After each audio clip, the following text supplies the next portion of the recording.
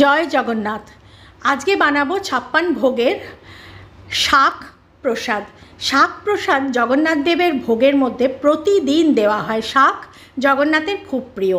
আমি চেষ্টা করছি এটা ঠিক পুরীর মন্দিরে যেভাবে বানানো হয় সেইভাবেই বানানোর, কিন্তু আমার রান্নাঘরে যে জিনিসপত্র তাই দিয়ে আমি বানাচ্ছি। প্রথমে আমি একটা কড়াই গরম করে তাতে আমি 2 চামচের মতন গাওয়া ঘি দিলাম। জগন্নাথ দেবের প্রসাদ কিন্তু সমস্ত ঘিতে তৈরি হয়, কোনো তেলের ব্যবহার এতে হয় না। এবার এর মধ্যে আমি ধুয়ে রাখা, ভালো করে ধুয়ে বেছে রাখা নোটে শাক দিয়ে দিলাম, ছোট ছোট করে কেটে। আমার এই নোটে শাকগুলো খুব নরম, কচি নোটে শাক, সেই জন্য এতে আমি কোনো জল ব্যবহার করব না, কিন্তু পুরীর মন্দিরে কিন্তু জল ব্যবহার করা হয় যদি প্রয়োজন পড়ে। এই শাকটা ভালো করে নেড়ে চেড়ে আমি এবার একটু ঘিয়ের সঙ্গে ভালো করে মিশিয়ে নিয়ে ঢাকা দিয়ে রাখবো। ঢাকা দিয়ে রাখলেই শাক কিন্তু নরম হয়ে যাবে। অন্তত মিনিট 5 একদম লো ফ্লেমে আমি এটা রাখবো। এবার আমার 5 মিনিট হয়ে গেছে। এবার আমি দেখে নেব শাকটা কতটা হয়েছে তৈরি।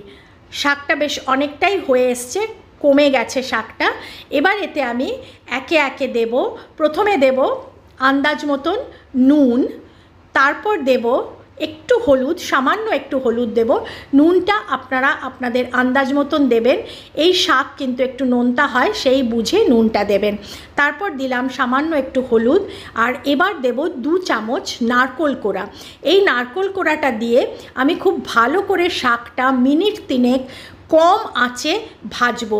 জগন্নাথ দেবের মহাপ্রসাদের এই শাক প্রত্যেক দিন রান্না হয়। যেমন আমি বললাম, এই শাক সমস্ত রকমের অন্ন ভোগের সঙ্গে জগন্নাথ দেবকে দেওয়া হয়।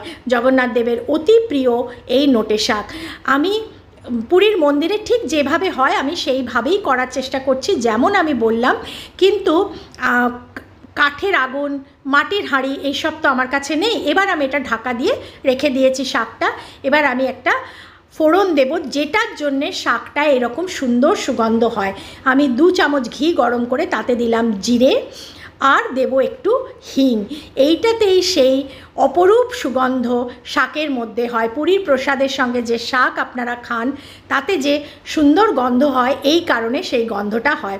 এবার আমি এটা ফোড়নটা শাকের মধ্যে দিয়ে দিলাম, দিয়ে শাকটাকে খুব ভালো করে ফোড়নের সঙ্গে মিশিয়ে মিনিট 2 অল্প আঁচে আবার ভাজবো। শাকটা দেখবেন একদম নরম হয়ে যাবে।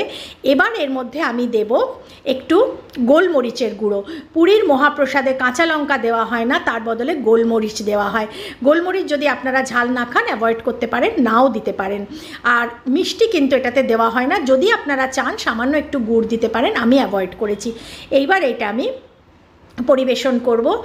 এটা আপনারা একবার অন্তত করে দেখবেন, জগন্নাথ দেবকে ভোগ দেবেন, জগন্নাথ দেবের মহাকৃপা লাভ করবেন আপনারা সবাই।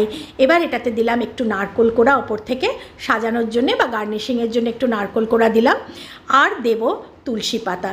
এবার এই ভোগ জগন্নাথ দেবকে দেওয়ার জন্যে একদম সম্পূর্ণভাবে তৈরি। বন্ধুরা, যদি ভালো লেগে থাকে একটা লাইক করবেন, যারা নতুন আমার চ্যানেলকে সাবস্ক্রাইব করবেন। সবাই ভালো থাকবেন, আনন্দে থাকবেন। জয় জগন্নাথ।